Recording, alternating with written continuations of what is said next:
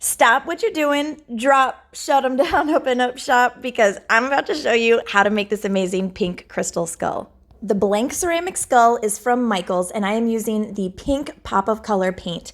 I just love how cute this paint is. I'm also using CCDIY's UV resin to put all of these pink crystals around that I grabbed from Michaels.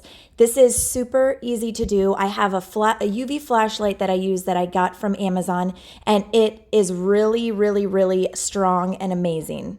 After I adhered my crystals where I wanted them, I'm going in with Darla. And this glitter is like an opal shard and they're pink. So I'm just putting them all around the outside of the crystal, and I'm doing a soft tack with my flashlight just to make sure that all of the glitter is where I want it.